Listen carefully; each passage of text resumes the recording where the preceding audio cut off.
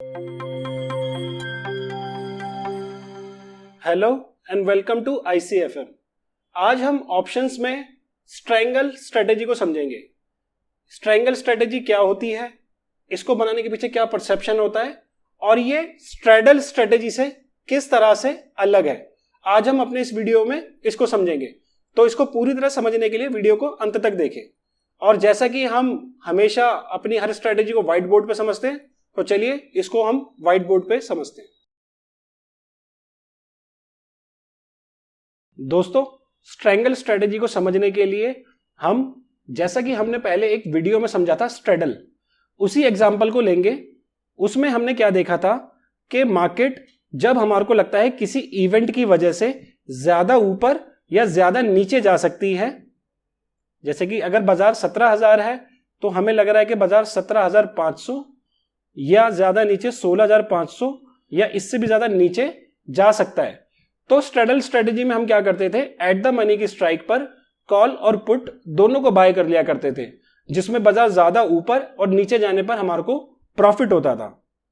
Strangle के अंदर भी दोस्तों सेम वही परसेप्शन होता है कि जब कोई ऐसा इवेंट होता है मार्केट में जिससे हमारे को यह लगता है कि मार्केट ज्यादा ऊपर या ज्यादा नीचे जा सकता है, तो हम स्ट्रैंगल स्ट्रेटेजी को बनाते हैं। स्ट्रेडल और स्ट्रैंगल में फर्क क्या है दोस्तों, इसको समझते हैं हम। देखिए, स्ट्रेडल में हम क्या करते थे, एट द मनी की कॉल और पुट दोनों का एक एक लॉट बाय कर लिया करते थे। इसमें होता क्या था दोस्तों कि अगर हम एक लॉट कॉल का और एक लॉट अगर हम पुट का खरीदते थे तो एट द मनी पे ऑप्शन के प्राइस महंगे होते थे।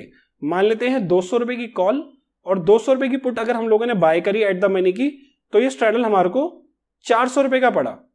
अब अगर मान लीजिए लॉट 50 का है निफ्टी का, तो यहां पर हमारा 20,000 रुपए का डेबिट है। और अगर मान लीजिए बाजार हमारे अकॉर्डिंग, जैसा कि हमने परसेप्शन लगाया था इवेंट की वजह से बाजार ज्यादा ऊपर या ज्यादा नीचे जा सकता है, अगर मार्केट में ऐसा ना हो बल्कि मार्केट रेंज बाउंड रह जाए, तो इसमें हमारे को लॉस भी बड़ा हो सकता है, क्योंकि इसमें हमने 20,000 का डेबिट दे रखा है इस स्ट्रेटेजी के अंदर।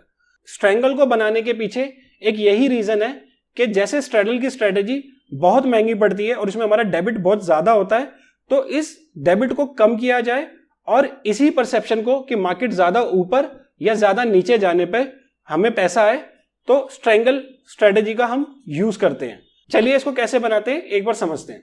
देखिए दोस्तों, स्ट्रेडल में क्या होता था, हम एट द मनी की कॉल और पुट खरीदते थे। लेकिन स्ट्रैंगल में क्या होता है, अगर मान लेते हैं बाजार प्रेजेंटली 17,000 पर चल रहा है, तो हम 16,800 की स्ट्राइक पर एक लॉट पुट का बाय करेंगे और 17,200 की स्ट्राइक पर एक लॉट कॉल का बाय करेंगे। देखिए, अगर आपको नॉलेज है ऑप्शन की बेसिक, तो आप समझ जाएंगे कि यहां पर हम पुट 16,800 पे और 17,200 पे हम कॉल क्यों खरीद रहे हैं, क्योंकि ये दोनों strike he out of the money strikes हैं। अगर हम 16,800 की पुट खरीदते हैं तो वो हमें सस्ती पड़ती है, और अगर हम 17,200 की कॉल खरीदते हैं तो वो हमें सस्ती पड़ती है। मान लेते हैं यहां पे 16,800 पे हमारे को पुट का प्राइस 70 रुपए का पड़ा और 17,200 की स्ट्राइक पे कॉल का प्राइस हमारे को 75 रुपए के आसपास का पड़ा।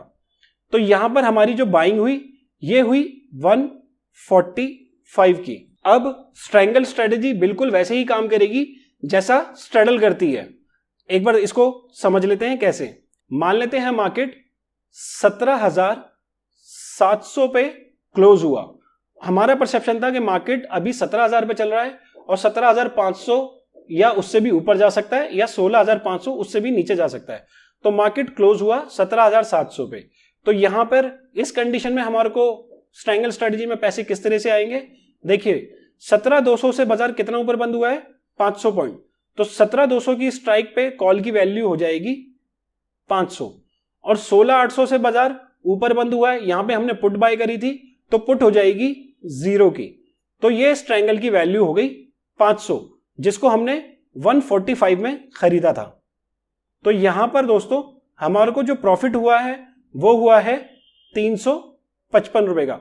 355 इंटू जो 50 का लॉट साइज है, ये हमारा प्रॉफिट निकल के आएगा। तो दोस्तों यहां पर हमारे को जो प्रॉफिट होगा वो होगा 17,700 50 का। देखिए दोस्तों, स्ट्रेटेजी में भी हमारा परसेप्शन यही था कि मार्केट ज्यादा ऊपर या ज्यादा नीचे जाएगा, और उसमें हम एट द मनी की कॉल और पुट दोनों बाय करते थे। लेकिन उसमें रिस्क ये था कि अगर मार्केट हमारे अकॉर्डिंगली ज्यादा ऊपर या ज्यादा नीचे नहीं जाती तो हमें स्ट्रेडल की वैल्यू काफी महंगी पड़ती थी, जिसमें हमारा डेबिट काफी ज्यादा था। स्ट्रेंगल को बनाने के पीछे सेम वही सोच रहती है कि मार्केट ज्यादा ऊपर या ज्यादा नीचे जा सकती है, मगर स्ट्रेंगल को बनाने के पीछे एक लॉजिक ये भी होता है कि अगर हम आउट ऑफ द मनी की पुट और out of the money strike की कॉल दोनों खरीदते हैं तो ये हमें सस्ता पड़ता है। जैसा कि हमने स्ट्रेडल में देखा था, वो उसकी वैल्यू हमारे को 400 रुपए की पड़ रही थी और यहां पे स्ट्रेंगल की वैल्यू हमें 145 की पड़ रही थी। तो दोस्तों, ये एक बेसिक डिफरेंस है स्ट्रेंगल स्ट्रेटेजी और स्ट्रेडल स्ट्रेटेजी का। दोनों का परसेप्शन सेम है, बट स्ट्रेंगल को हम इसलिए बनाते हैं ताकि अगर हम गलत भी हो जाए तो मार्केट में हमारा जो डेबिट है वो कम हो। मैं आशा करता हूं आपको ये स्ट्रेटेजी अच्छी लगी होगी। अगर आपको ये वीडियो अच्छा लगा हो तो कृपया चैनल को सब्सक्राइब करें और इस वीडियो को लाइक करें। धन्यवाद।